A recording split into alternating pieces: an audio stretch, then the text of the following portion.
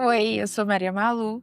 Sejam muito bem-vindos ao meu, ao seu, ao nosso espaço para falar sobre tudo. Muito boa tarde, muito boa noite, boa madrugada, bom dia. Não sei que horas que você está ouvindo esse episódio. Esse era um episódio que já estava gravado.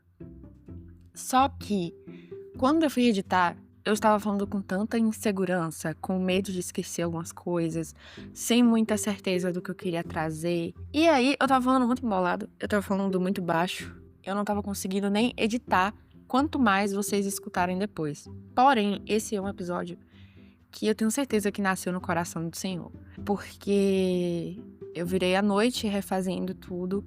E quanto mais eu ia estudando, quanto mais eu ia trazendo os textos, mais eu percebia que eu sozinha não conseguiria ter chegado nessa conclusão. Tô aqui com o meu script. Olha que chique, gente. Ela tem script. Eu estou aqui, né, com o meu roteirozinho. O que eu estou trazendo aqui não é novidade, gente. Não é algo que eu cheguei nessa conclusão, eu descobri, pelo amor de Deus. Não. Mas eu fiz um compilado de tudo que já me foi ensinado sobre. Então vão ter muitas coisas aqui que eu vou falar e você provavelmente, você que é por dentro, que gosta de estudar teologia e tudo mais, já leu em algum lugar, vai lembrar de referências. E fique à vontade também para colocar aqui nos comentários livros de teologia, antigos ou autores ou teóricos, teólogos, que abordam algum assunto, alguma temática que você escutou aqui. Eu tenho alguns amigos, né, que são ouvintes que estudam teologia, então vão poder colocar aqui nos comentários, sobre tal ponto, tem um livro de tal pessoa que se chama tal e tal coisa, que vai falar mais sobre isso, porque eu tenho amigos leitores aqui também, tem pessoas que não sabem por onde começar a estudar nada, e eu não tive tempo, assim, de pegar autor por autor, livro por livro, e trazer essas fontes bibliográficas aqui.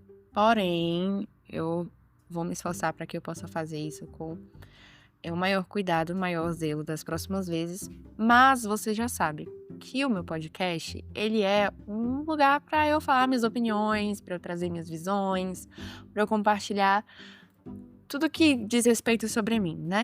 Então, aqui, hoje, nesse episódio, vamos ter um pouquinho de tudo. Vamos ter um pouquinho da Bíblia, vamos ter um pouquinho das minhas palhaçadas, das minhas reflexões. Vamos ter também historinhas. Quem me conhece sabe. Como é bom ser blogueiro e falar quem me conhece sabe. Sem mais enrolação, gente, eu já estou fazendo uma propaganda desse episódio tem muito tempo, né? E tô falando que vamos abordar o fruto proibido. Então, vamos lá. Solta a intro, DJ! Eu sendo minha própria DJ, tendo que editar. Tá bom, vai, filha, vai. Solta aí a musiquinha.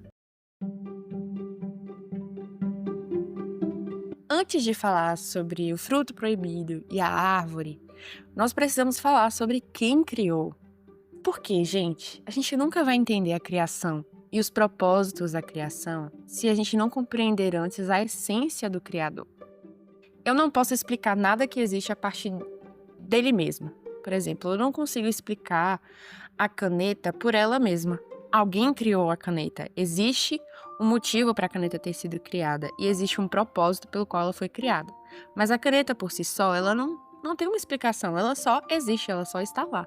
Sabemos que antes de tudo, tudo tem um porquê, um pra quê e pra onde vai. Aquele famoso questionamento a respeito da existência, né? Quem somos, de onde viemos e para onde vamos. E é engraçado que a Bíblia ela responde isso muito bonito lá em Romanos 11:36. Porque todas as coisas, porque tudo vem dele, por ele e para ele, né? Cada crente, vamos ler a Bíblia. Então a resposta para todas essas perguntas, esses questionamentos, é Deus. Deus é o nosso porquê, é o nosso para quê e para onde vamos. Porque todas as coisas são dele, por ele e para ele. Então a gente precisa, é parte de nosso dever, buscar saber quem é esse Deus. E por que que tudo é para ele? Por que que tudo é para a glória dele? Porque se você não entender essa primeira parte, se você não entender quem é Deus e por que que todas as coisas são para a glória dele, você não vai ver sentido algum na explicação que eu vou te trazer sobre o fruto proibido e a conclusão desse episódio não vai fazer sentido para você. Então, por isso que eu preciso te contextualizar. E por incrível que pareça, tem muito cristão que não entende, não sabe por quê. Mas como é uma verdade que a gente não tem como refutar, porque é uma verdade viva na Bíblia, você simplesmente aceita que é assim. E quando alguém te pergunta, a sua resposta é, porque é assim. Mas não é bem assim. Assim. Quando temos dúvidas de quem Deus é e não conseguimos ter certeza dos propósitos de sua criação, o resultado é a não confiança nele. A gente não confia em Deus. Eu não confio nos planos, eu não confio nele, porque eu não tenho certeza, eu não sei quem ele é. E no fim, a gente chega a dois extremos. Ou você não acredita em Deus, ele deixa de existir pra você, porque a existência dele não faz sentido. Ou aquele extremo que eu considero que é o pior. Você cria um falso Deus, bota nele o nome de Jesus e cria falsas verdades pra si e diz pra todo mundo que você é crente. Sendo que tu nem conhece o Deus da Bíblia, você nunca leu e nem buscou conhecer quem é esse Deus, então a última coisa que você é cristão. Você criou um Deus pra si. E quando Deus ele é desconhecido, as suas obras perdem o sentido. A primeira frase que eu acho que seria bem bonita de anotar seria essa. Quando Deus é desconhecido, as suas obras perdem sentido. O vazio de um propósito. Um espaço em branco naquelas perguntas que começam com porquê. E antes de te explicar o propósito do fruto proibido, eu preciso te mostrar quem Deus é. Primeiro de tudo, por onde que Deus é revelado? Pela Bíblia. E por incrível que pareça, isso é um grande milagre. A gente ter acesso à Bíblia é um grande milagre. As escrituras sagradas elas foram preservadas por séculos e já passaram por vários conselhos, estudos históricos e não, gente. Não existem provas de que ela tenha sido modificada ao longo dos anos, como algumas pessoas gostam de dizer. Mas assim, se você quiser saber mais sobre esses conselhos, as provas que temos de que a Bíblia não foi modificada e tal, o Google está à sua disposição para você encontrar artigos e conteúdos relacionados. Porque assim, não vamos entrar nisso agora, tá bom? Eu não quero entrar nesses detalhes agora. Se vocês quiserem, eu trago um outro episódio pra gente trazer todas essas provas legais sobre a Bíblia, mas o ponto é, estamos partindo do princípio de que a Bíblia ela é verdadeira, ela não se nega, ela é a palavra de Deus. E aceitando isso, a gente já consegue caminhar mais pra frente, certo? E não dá pra dizer que a gente conhece a Deus se nunca lemos a Bíblia. Ouvir falar de Deus não é a mesma coisa que conhecê-lo. E ouvir falar, mas eu já ouvi sobre a Bíblia, eu já ouvi sobre as histórias, mas você precisa ter um relacionamento, sabe? Quando conhecemos alguém apenas de ouvir falar, ou só por pouca convivência, a gente faz suposições sobre esse alguém. Mesmo que suposições positivas, essas suposições podem ser falsas. Por exemplo, você olhar pra mim e dizer, nossa, Malu é uma pessoa muito tranquila de conviver. Por quê? Porque pelo que as pessoas falam dela, pela referência que as amigas têm dela. Mas será que isso é uma verdade? Você só vai saber se você conviver comigo. Só vai saber se você se relacionar comigo. E o mundo, a criação, ela aguarda pela revelação dos filhos de Deus. Isso é bíblico. Nós precisamos ser como esse pai. A gente não pode viver de suposição em suposição, sabe? Eu suponho que Deus seja assim. Se eu suponho que Deus seja assim, e eu preciso ser como Deus, então, supostamente eu preciso ser assim. E se não for, sabe? Então, assim, a gente precisa saber quem Deus é. E por isso vamos falar sobre a essência de Deus, seus atributos. E os atributos de Deus, eles são divididos em atributos comunicáveis e atributos incomunicáveis. Algumas pessoas aqui já ouviram falar disso, mas eu tenho certeza que vão ter algumas que nunca ouviram falar dessa divisão, não fazem a menor ideia de para onde vai. Vamos lá, né? Os atributos incomunicáveis de Deus são onipotência. O que isso significa, Malu? Todo-poderoso. Deus tem poder ilimitado, capaz de realizar qualquer coisa e não há limites para o seu poder. Percebe que não existe nenhum ser humano onipotente? Isso significa que atributos incomunicáveis de Deus são os atributos que não são compartilhados com a criação, não são compartilhados conosco. A gente não participa desses atributos. São características específicas de Deus e que somente é manifesta nele. Então, vamos aqui. Onde que a Bíblia vai dizer que Deus é onipotente? Tem várias passagens, mas eu vou trazer para vocês Jeremias 32:27, que diz: Eu sou o Senhor, o Deus de toda a humanidade. Existe alguma coisa impossível para mim? Ou seja, a onipotência vai dizer que Deus é capaz de realizar qualquer coisa. Ou seja, não existe impossível para Deus. Lucas 1,37 diz isso, porque para Deus nada é impossível. Apocalipse 1,8, o próprio Deus diz: Eu sou o Alfa e o Ômega, diz o Senhor Deus, aquele que é, que era e que há de vir, o Todo-Poderoso. E a gente tem vários outros textos, como eu disse para vocês. Temos a onisciência, ou seja, Deus conhece tudo, Ele sabe de tudo perfeitamente. Passado, presente e futuro são do conhecimento de Deus de forma plena. E Ele também conhece o íntimo de cada um. Salmos 139, 1-4 diz assim: Senhor, tu me sondas e me conheces. Tu conheces quando me assento e quando me levanto. De longe entendes o meu pensamento. Que Hebreus 4,13 diz: Não há criatura alguma que não se apresente diante dele. Pelo contrário, todas as coisas são descobertas e expostas aos olhos daquele a quem temos de prestar contas. Onipresença, Deus estar presente em todo lugar. Esse ponto, gente, eu quero muita atenção de vocês. Porque Deus está presente em todos os lugares ao mesmo tempo.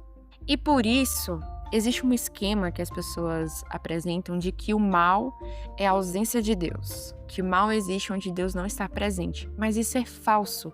Porque se fosse verdadeiro, então Deus não seria onipresente. Ele não estaria em todos os lugares. Onde existe o mal, Deus não estaria. E a Bíblia diz que o próprio Deus criou o mal. Em Isaías 45:7. Mas assim, vamos destrinchar essa questão de Deus ter criado o mal mais na frente. Guarda essa informação. O importante é que você precisa saber que Deus ele é onipresente. Onde que diz isso? Várias passagens mais uma vez. Salmo 139, 7-10 diz assim: Para onde me irei do teu espírito? Ou para onde fugirei da tua face? Se subir ao céu, tu ali estás. Se fizeres a tua cama no mais profundo abismo, eis que tu ali estás. Se tomar as asas da aurora para morar nos confins do mar, até ali a tua mão me guiará e a tua mão direita me segurará. Não dá pra fugir. Não. Como é que é a música? Não dá pra brincar de esconde-esconde com Deus. Ah, lembrei. Jeremias 23, do 23 ao 24, diz assim: É Deus, só de perto e não de longe? Não encho eu os céus e a terra, diz o Senhor. Então Deus está presente em todos os lugares. Imutabilidade. Deus não muda, o caráter e os propósitos de Deus não mudam, ele é o mesmo eternamente. Malaquias 3:6. Porque eu, o Senhor, não mudo. Tiago 1,17. Toda boa dádiva e todo dom perfeito vem do alto, descendo do Pai das luzes, em quem não há variação nem sombra de mudança. Então a imutabilidade, Deus não muda, ele não muda de ideia, Deus não muda de promessa, Deus não muda. Não muda. Ah, Malu, mas e sobre o dilúvio? Que fala que Deus se entristeceu por ter criado a humanidade. Vamos falar disso mais na frente. Guarda essa informação. Eternidade. Deus, ele não tem começo nem fim. E por isso ele é eterno. O conceito de existência que a gente tem exige um princípio e um fim. Mas Deus é o princípio e o fim. Salmos 90, versículo 2 diz assim: Antes que os montes nascessem e formasses a terra e o mundo... Meu Deus, a Claro me ligando uma hora dessa, no meio do episódio. Claro, você me paga. Antes que os montes nascessem e formasses a terra e o mundo, de eternidade a eternidade, tu és Deus. Soberania. E esse é o ponto que eu preciso que vocês guardem no coração de vocês. Por quê? Algumas pessoas costumam dar certas voltas nesse atributo de Deus para conseguir conceber algumas coisas, porque existem verdades que são difíceis de engolir, mas, gente, são verdades que precisamos engolir, apesar da dificuldade. Deus, ele governa sobre toda a criação e não há maior que ele. Todas as coisas existem para a sua glória, todas as coisas servem para ele, a vontade dele. A vontade dele é soberana, a vontade dele, enfim. 2 Samuel 7:22 diz assim: Portanto, tu és grandioso, ó Senhor Deus, pois não há ninguém semelhante a ti e não há outro Deus, mas tu somente, segundo tudo que temos ouvido com os nossos ouvidos. 1 Crônicas 29:11 diz: Ó Senhor, tua é a grandeza, o poder, a glória, a vitória e a majestade, porque tudo quanto há no céu e na terra é teu. Ó Senhor, o reino é teu e tu te exaltaste como chefe sobre todos. Gente, tudo quanto há no céu e na terra é teu, inclusive o bem e o mal. Mas guarda essa informação, a gente vai falar mais sobre isso mais na frente. Eu estou instigando vocês a continuar nesse episódio, porque a conclusão, gente, vai ser babada. A conclusão é babada. Pra algumas pessoas não, né? Pra algumas pessoas isso já é óbvio, pra outras vai ser um choque. E agora vamos falar dos atributos comunicáveis. Os atributos comunicáveis são aqueles que Deus compartilha com a sua criação, compartilha com o homem, nos convida a fazer parte, a ser como Ele nesses atributos, né? Então temos o maior de todos, que é o amor. Deus é a essência do amor e Ele nos chama para amar uns aos outros. 1 João 4,8. Aquele que não ama não conhece a Deus, porque Deus é amor. Gente, 1 João 4,8 foi o primeiro versículo que eu decorei na minha vida por causa da escola de líderes. O próximo atributo, gente, é justiça. Deus, Ele age com justiça perfeita e nos convida a viver de forma justa. Salmos 99,4 diz: És rei poderoso que amas a justiça, estabeleces a equidade, executas juízo e justiça em Jacó. Isaías 1,17 diz: Aprendei a praticar o bem, buscai a justiça, acabai com a opressão, fazei justiça ao órfão, defendei a causa da viúva. Santidade. Ah, mas Deus não é o único santo? Deus não é o santo dos santos? Ele não é o mais santo? Calma, gente, calma. Deus, ele é separado do pecado. Esse é o significado de santidade. E ele nos chama a buscar ser como ele, buscando o que é certo e agradável a ele. Levíticos 27:8 é muito citado ao longo da Bíblia, ele é referenciado várias vezes, porque Deus diz assim: Portanto, santificai-vos e sede santos, pois eu sou o Senhor vosso Deus. Guardai e cumpri os meus estatutos. Eu sou o Senhor que vos santifico. Então, a gente só consegue ser santo porque o Senhor nos santifica, e não porque existe um mérito nosso em conseguir ser separado do pecado. Não, isso é dom de Deus, isso vem do Senhor. É um processo, nós vivemos em processo de santificação, porque Deus nos convida a ser santos como Ele é. E Ele que dá graça para isso. E não porque somos os bombons, pompons, não. Misericórdia. Deus é compassivo e nos convida a ter compaixão pelos outros. Mateus 6, 12 e 14, né? 12 e 14. Diz assim: Perdoa-nos as nossas dívidas, assim como também temos perdoado aos nossos devedores. Porque, se perdoardes aos homens e as suas ofensas, também vosso Pai Celestial vos perdoará. Então, existe assim, Deus, ele nos perdoa, sim, mas ele também nos convida a exercer esse perdão, essa misericórdia, essa compaixão. Efésios também, Efésios 2,4. Mas Deus, que é rico em misericórdia, pelo imenso amor com que nos amou. A sabedoria. Deus concede sabedoria àqueles que o buscam, porque Deus é a fonte de toda sabedoria. Tiago 1,5 vai dizer pra gente: se algum de vós tem falta de sabedoria, peça a Deus, que a concede livremente a todos sem criticar, e lhe será dada. Provérbios 2,6 diz: Pois o Senhor dá a sabedoria, o conhecimento e o entendimento procedem da sua boca. Então, é um atributo de Deus que é comunicado com a gente. Bondade. Guarda também essa bondade. Malu, você acabou de falar que Deus criou o mal. Como pode a fonte de toda a bondade criar o mal? Guarda essa informação. Guarda! Nós vamos falar sobre isso, eu te prometo. Você não vai sair daqui com essa dúvida sem ser respondida. Mas Deus é bom. E a sua bondade se manifesta em tudo o que Ele faz. E nós somos convidados a refletir essa característica.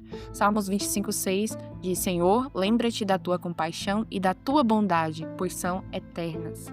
Colossenses 3,12 diz: E então, como santos e amados eleitos de Deus, revesti-vos de um coração cheio de compaixão, bondade, humildade, mansidão e paciência. Fidelidade. Deus é fiel em suas promessas. 2 Timóteo 2,13. Se somos infiéis, Ele permanece fiel, pois não pode negar a si mesmo.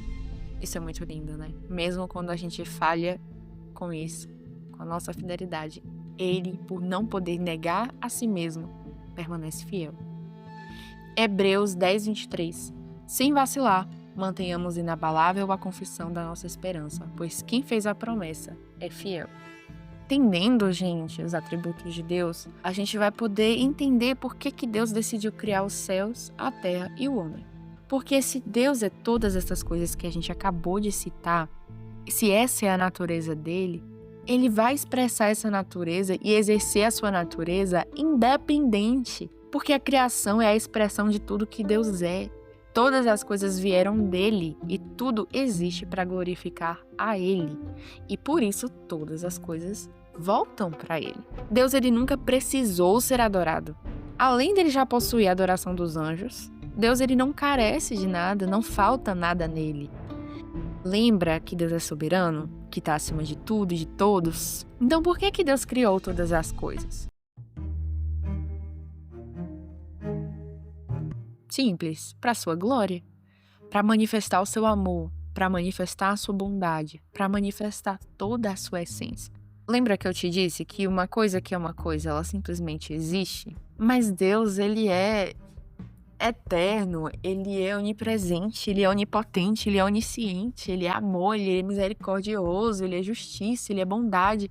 Ele simplesmente vai ser quem ele é e a consequência de Deus ser quem ele é essa criação, é a sua criatura, é o homem. Uma vez que entendemos que o homem ele foi criado à imagem e semelhança de Deus, para que ele compartilhasse conosco de sua natureza e não por precisar de nós, mas porque isso é consequência de quem ele é, a gente vai entender o motivo do fruto proibido estar ali. Só que vamos falar um pouco da criação, do processo de criação, porque tudo tem o seu devido lugar. Deus, inclusive, ele primeiro cria as habitações e depois coloca os seus habitantes. Eu tenho até um vídeo no meu Instagram sobre isso, no podesertudo.podcast. Se você ainda não viu esse vídeo, se você não se lembra, vale a pena você dar uma pausa aqui no episódio. Assiste o vídeo sobre Deus ser o nosso lugar de descanso, para você entender sobre esse processo de criação que eu tô falando aqui. E depois você volta para continuar, porque eu não vou me aprofundar muito. A questão que eu quero enfatizar é esse cuidado em fornecer primeiro os recursos, primeiro o lugar, isso já é a expressão de graça e bondade e amor. Deus, ele já garantia todo o sustento e a vida antes mesmo de suas criaturas serem capazes de fazer algo para merecer tamanho cuidado. Desde o princípio, Deus age por sua própria natureza e não porque mereceram. E como que a justiça de Deus seria expressa? Como o Senhor seria justo com sua criação se os prendesse a ele? Se Deus fosse para sempre a única opção da criação, a criação não teria liberdade. Mesmo que o melhor lugar fosse com ele, não ter outra alternativa ia limitar até mesmo a sua natureza de ser manifesta. Como seria misericordioso se todos fossem sempre bons e perfeitos? Como seria amor se amarrasse todos a si? Era necessário que a sua criação tivesse a opção de morte para escolher a vida. Era necessário que o homem caísse para que a misericórdia, o amor, a graça e a justiça de Deus fossem manifestos. E isso tem um princípio de bondade muito maior que qualquer outra coisa. Vocês já ouviram falar sobre a história do peixinho? Eu vou contar essa história pra vocês. Eu ouvi essa história há algum tempo. Não lembro quem foi que estava contando, não lembro onde foi que eu vi, mas eu sei que eu guardei essa história. E se vocês acharem quem foi a mente brilhante que contou essa história, e se tem ela em algum lugar completo, assim, eu fiz umas adaptações. Ou talvez eu contei ela certa, né? Vai saber se o Espírito Santo não me inspirou aqui na hora pra poder lembrar da história, mas eu não lembro dela com detalhes e eu acredito que eu tenha enfeitado ela um pouquinho, mas eu vou contar ela pra vocês. Senta que lá vem história! Em um mundo formado só por oceanos, cuja água tem vida própria, e foi quem criou toda a vida aquática, sempre dava aos peixinhos o de comer e tudo o que eles precisavam para viver. Mas um dia, um peixinho fica entediado. Ele reclama para os outros peixinhos: a vida é só isso? Ficar nadando e nadando sem outra opção? A água, ouvindo isso, foi perguntar ao peixinho qual o problema. E o peixinho respondeu: por que eu sou obrigado a ficar apenas nadando? Por que eu não tenho a opção de viver fora do mar, fora da água? Aí a água respondeu: Pois é somente em mim que você pode viver. Fora de mim você morre, porque você é peixe. O peixinho, insatisfeito com essa resposta, respondeu à água assim: eu não acredito. Você me diz que eu morreria, mas como eu posso acreditar se não tem outra opção a não ser água e mais água? Você quer que eu acredite que eu morreria porque tem medo de que eu te abandone e descubra que a vida sem você é melhor. Eu não aguento mais olhar para todos os lados e só ver água, nadar e nadar e nadar. A vida ser só isso me entedia. A água então pergunta pro peixinho: te faltou algo? Por acaso não tenho te dado alimento, oxigênio, que é tudo o que você precisa? O peixinho respondeu: falta minha liberdade. A água então respondeu: peixinho, eu te amo e eu não quero que você morra. Pela última vez, se eu criar para você um lugar sem água, certamente você morrerá. O peixinho então retrucou de forma firme: se me amasse de verdade, me deixaria livre, não me prenderia a você. A água então se acumulou de um lado do mundo, formando terra firme do outro, e avisou o peixinho pela última vez: fiz isso porque te amo, mas não saia de mim, ou você morrerá. O peixinho não acreditou na água. Movido pela sede da liberdade, pela necessidade de se provar estar certo sobre a água, saiu da água e ele não morreu. Ele viu a terra e como era bom olhar para frente e não ver mais a água. Então o peixinho começou a pular alegremente, cada vez mais longe da água, e pensava consigo: a água não sabia de nada, disse que eu morreria e olha só onde eu tô. Mas o sol começou a esquentar, o peixinho começou a perder as forças. E quando o peixinho se deu conta do que estava prestes a acontecer, ele já não tinha mais forças para voltar para a água e nem para gritar por ela.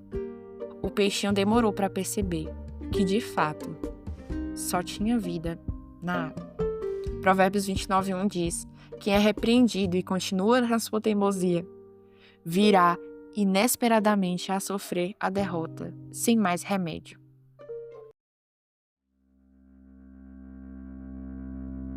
Você já deve ter entendido, mas eu vou te explicar mesmo assim. Gente, que hora boa pro meu cachorro escolher latir. Meu Deus. Você já deve ter entendido, mas eu vou explicar mesmo assim.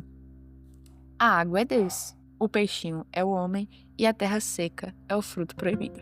Vamos aqui, entenda que para nós humanos não existe vida longe de Deus, porque Ele é a fonte de toda a vida. Salmos 36:9 diz: pois em ti está a fonte da vida, na tua luz vemos a luz. João 1:3-4 diz assim: todas as coisas foram feitas por intermédio dele, e sem ele, nada do que foi feito existiria. A vida estava nele, e era a luz dos homens. Isso acontece porque desde a criação do homem, o nosso propósito, a nossa razão de viver, dependia do Senhor. Gênesis 1:27 diz assim: e Deus criou o homem à sua imagem, a imagem de Deus o criou, homem e mulher os criou. Gênesis 2:7 diz: e o Senhor, Deus, formou o homem do pó da terra, e soprou-lhe as narinas o fôlego da vida, e o homem tornou-se alma vivente. A gente não é só a imagem e semelhança de Deus, como também a vida que foi soprada em nós vem dele. Por que somos teimosos? Vou explicar para vocês o que a psicologia diz, que pode ser essa teimosia, e trazer biblicamente também o que eu acredito que seja essa teimosia.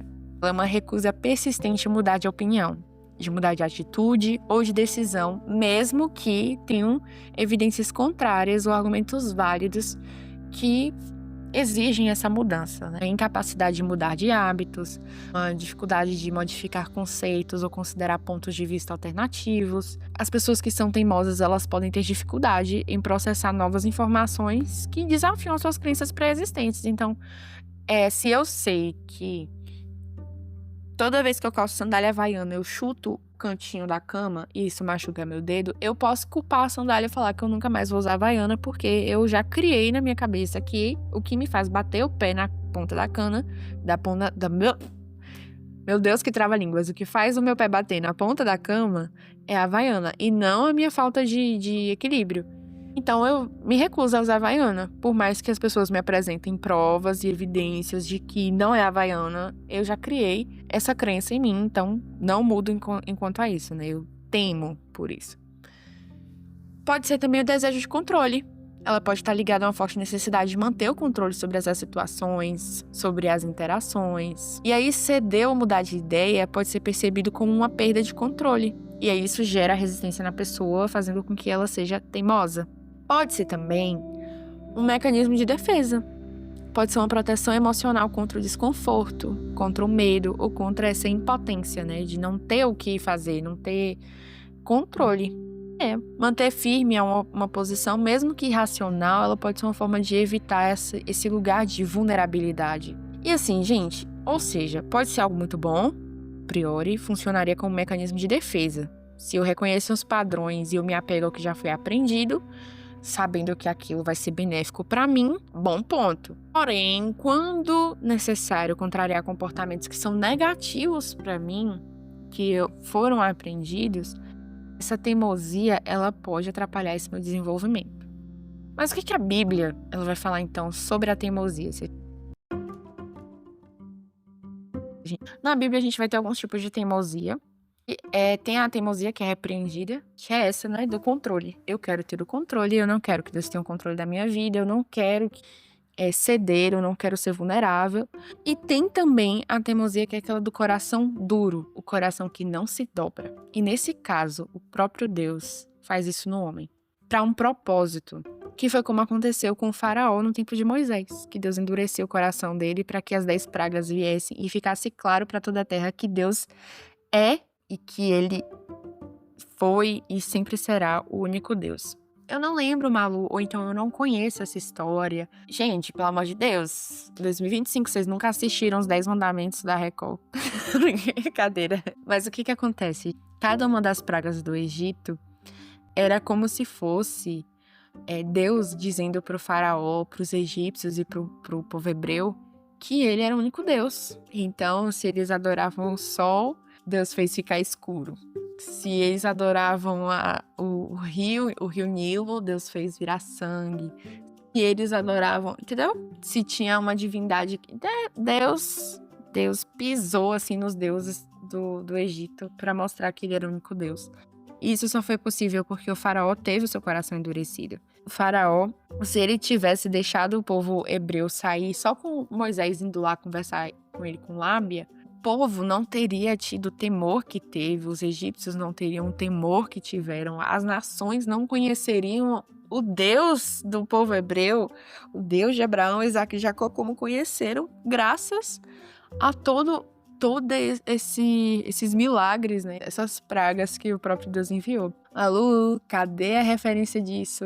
Romanos 9, 17 a 18 diz assim: pois a Escritura diz a Faraó: para isto mesmo te levantei, para mostrar em ti o meu poder e para que o meu nome seja anunciado em toda a terra. Portanto, ele tem misericórdia de quem quer e endurece a quem quer. E Deus, ele separou gerações, nações, povos, para que fossem inimigos também. E é esse próprio texto de Romanos que vai falar sobre isso. Romanos 9. Mas em Isaías 63, 17 diz: ó Senhor, por que nos fazes andar longe dos teus caminhos? Por que endureces o nosso coração para que não te temamos? Volta por amor dos teus servos, tribos da tua herança, para revelar sua graça e converter todos ao seu coração e mostrar a todos que somente nele há vida, mas não porque merecem, mas é porque é de seu caráter ser misericordioso. E tudo é para a sua própria glória. Gente, Romanos 9, versículo 20 ao 25, não, ao 26, diz assim, ó: mas quem és tu, homem, para argumentares com Deus? Por acaso, a coisa formada dirá ao que a formou: por que me fizeste assim? Ou o oleiro não tem poder sobre o barro, para que com a mesma massa fazer um vaso para uso honroso e outro para uso desonroso? E que direis se Deus, querendo mostrar a sua ira e dar a conhecer o seu poder, suportou com muita paciência os vasos da ira, prontos para destruição, para que também desse a conhecer as riquezas da sua glória nos vasos de misericórdia, que preparou de antemão para a glória, os quais somos nós, quem também chamou, não só dentre os judeus, mas também dentre os gentios? Como diz ele também em Oséias: chamarei não meu povo de meu povo, e a não amada de amada. E sucederá que no lugar em que isso foi dito, vós não sois meu povo, aí serão chamados filhos do Deus vivo. Então, Deus endurece o coração. Deus, ele cria para a desonra, para a ira. Deus cria para a misericórdia, para a bondade, para exercer a sua essência, para ser quem ele é, para ser glorificado, porque ele simplesmente é. Judeus e gentios precisaram, ao longo da história, estar no lugar de quem não poderia alcançar a justiça e a salvação, para que ela fosse dada pela fé, por meio da graça. E o que é a fé, se não a certeza das coisas que não se veem, mas que se esperam, como a esperança de que seremos recebidos pelo Senhor mesmo sem merecer? Mas isso significa que viver no pecado sempre foi o plano de Deus? Então a gente pode continuar pecando, já que a salvação é pela graça? Peraí, meu Deus, não é bem assim, gente. E é aqui que entra o propósito do fruto proibido. Eu acho que é Romanos 6, eu vou abrir pra vocês. Ai, gente, ela tá muito boa de Bíblia, é isso mesmo. Diz assim, que diremos então? Permaneceremos no pecado para que a graça se destaque? De modo nenhum. Nós que morremos para o pecado, como ainda viveremos nele? Ou ignorais que todos nós que fomos batizados em Cristo Jesus, fomos batizados na sua morte? Portanto, fomos sepultados com ele na morte pelo batismo, para que, como Cristo foi ressuscitado dentre os mortos pela glória do Pai, assim andemos nós também, em novidade de vida. Porque, se fomos unidos a ele na semelhança de sua morte, certamente também o seremos na semelhança da sua ressurreição. Então não, gente. O pecado, ele não existe para que a gente viva no pecado, mas para que a gente conheça a graça e a misericórdia de Deus. Não é para que você viva eternamente no pecado, porque é a salvação pela graça. De forma nenhuma. É o que acabamos de ler. Essa é a conclusão do texto que a gente acabou de ler em Romanos 6. Lembra que eu te falei lá no início, para você guardar a informação de que o próprio Deus criou o mal? Vamos falar um pouco melhor disso? Malu, onde que você achou isso? Pelo amor de Deus. Gente, abre Isaías 45, no versículo 7. Que diz assim: eu formo a luz e crio as trevas. Faço a paz e crio o mal. Eu sou o Senhor que faço todas essas coisas. A gente precisa entender também que, assim, no mundo judaico, o bem e o mal não é bem como a gente vê, né? A percepção que a gente tem hoje é moderna, de bem contra o mal, como duas forças que lutam entre si. Não é sobre isso que o texto ele aborda.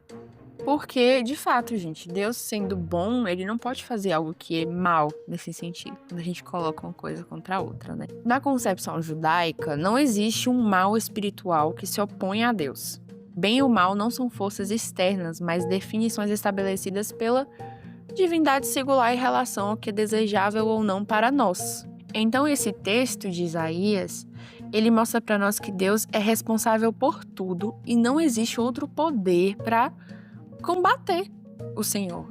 Se ele é soberano, ele é a força máxima de tudo, não existe um mal equivalente que Deus precise lutar contra. A criação do fruto proibido também é um ato que revela e denuncia essa soberania de Deus.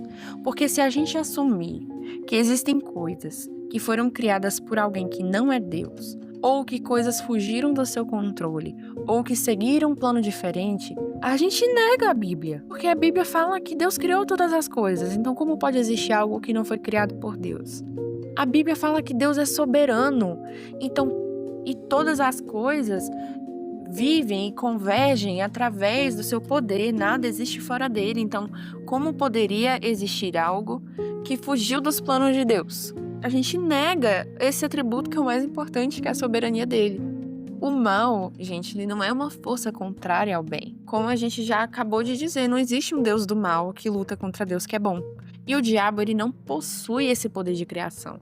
Inclusive, os próprios demônios, eles obedecem a Deus. E é por isso que eles saem com a autoridade dada pelo nome de Jesus.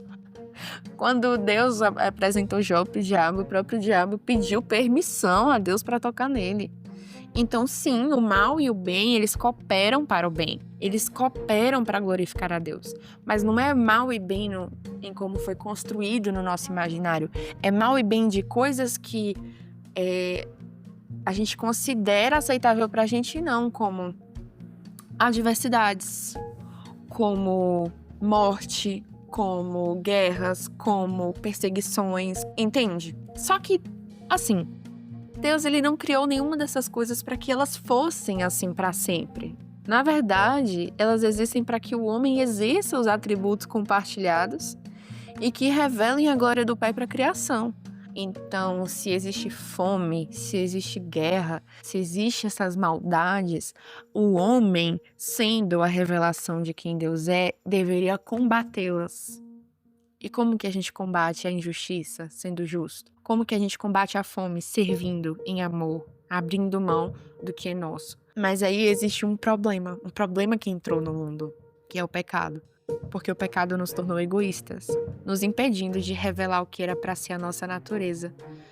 Porque se a nossa natureza era para ser divina, o pecado fez com que caíssemos. E agora a nossa natureza é caída. E o que é o pecado se não o desejo de se afastar de Deus? Lembra do peixinho? Então, eu quero viver fora d'água. Isso é o pecado. Então vamos falar sobre o fruto proibido. O fruto proibido, gente, ele revela todos os atributos de Deus. Presta bem atenção e se você precisar, você volta e escuta várias vezes até você entender.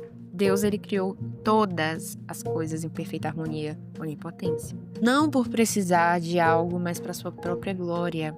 Ele governa e põe ordem em todas as coisas. Soberano. Nada foge da sua presença, onipresença. E isso é revelado através do fruto proibido, porque foi criado por Deus. Revela que sua justiça é capaz de gerar o mal, não para a maldade, mas para o bem ter um seu propósito. Na criação do fruto há também uma ordem que precisa ser obedecida, e Deus esteve presente em todo instante, não interferindo na ação humana, dotada de liberdade de escolha entre o bem e o mal. Atos 17, 24 e 28 resume.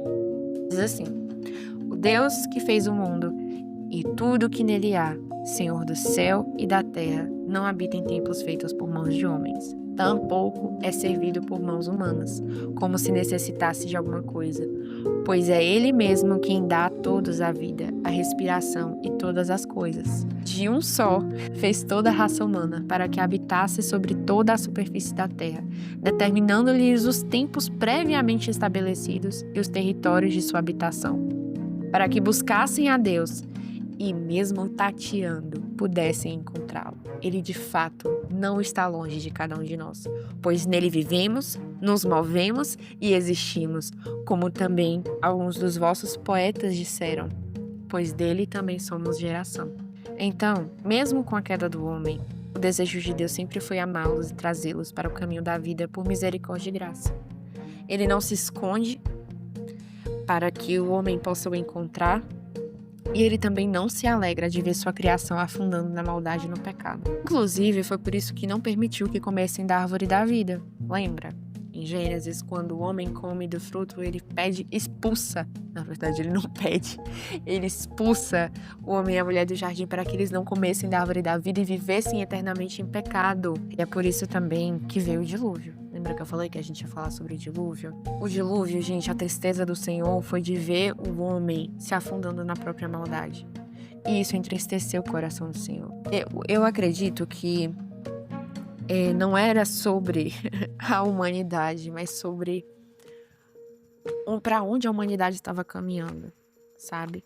E ainda assim, Deus preservou uma família para que ele pudesse dar continuidade à criação que ele sabe que tem um propósito e que foi ele que fez, claro que ele sabe que tem um propósito.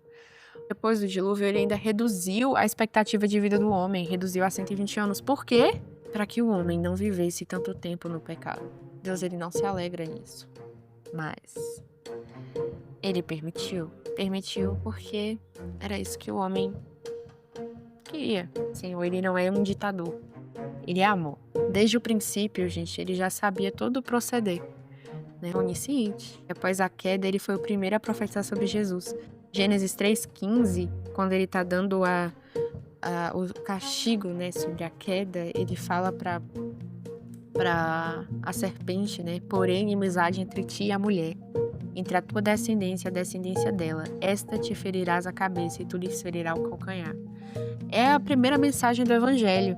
Onde é que você tem provas de que isso é a primeira mensagem do Evangelho? Como é que Deus foi o primeiro a profetizar sobre isso? Isaías 46:10 vai reforçar. Deus diz assim: sou eu que anuncio o fim desde o princípio, e desde a antiguidade, as coisas que ainda não sucederam, sou eu que digo. O meu conselho subsistirá. Gente, minha dicção tá péssima, viu? Vai perdoando. E realizarei toda a minha vontade. Realizarei toda a minha vontade, isso significa que nada foge. Exatamente. Era nós que precisávamos morrer para pagar o preço do nosso pecado, da nossa desobediência, da nossa natureza caída. E Deus, em seu infinito amor e infinita graça, envia um cordeiro perfeito para ocupar esse lugar, que é Jesus. Então sim, gente, Deus é sim todas as coisas boas. A gente não é capaz de julgar Deus, de definir Ele como algo diferente de bom, porque a gente não tem outra referência senão Ele do que é justiça, bondade, amor, misericórdia, sabedoria, fidelidade. Ele é a nossa única referência, é com Ele que aprendemos todas essas coisas boas. Comer o fruto proibido foi a escolha da humanidade. Nós fomos o peixinho que quis viver fora da água. Tínhamos tudo em Deus e fomos tentados a buscar fora dele algo que já tínhamos com ele. O que a serpente oferece para Eva não é um superpoder, é ter conhecimento pleno do bem e do mal sem precisar de Deus. Mas, poxa, qual era a dificuldade de perguntar para o Senhor? De viver no Senhor e confiando de que o que é bom Ele já está me suprindo. Por que eu quero ter conhecimento do mal? Por que eu quero viver com o mal, sabe? Então, o bem e o mal já existiam porque Deus o criou.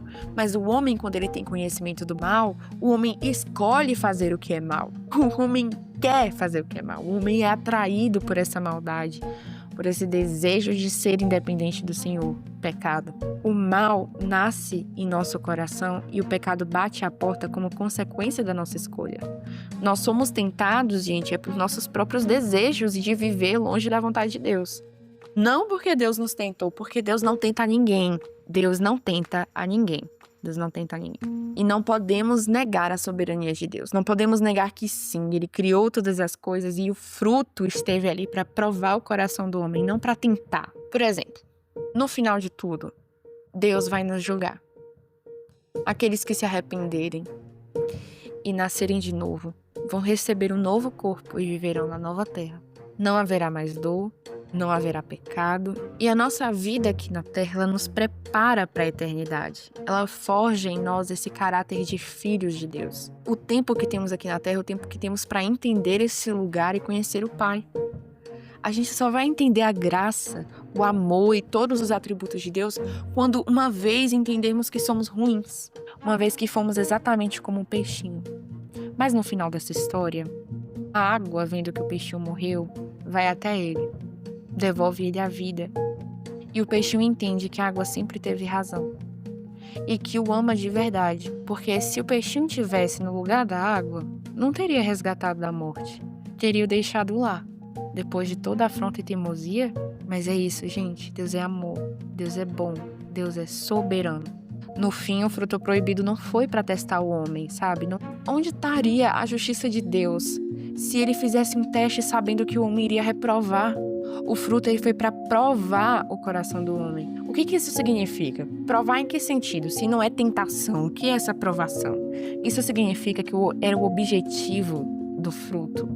Era revelar para nós, a humanidade, quem somos e quem Deus é. Quem somos? Somos a imagem e semelhança de Deus. Mas somos limitados e dependemos dele.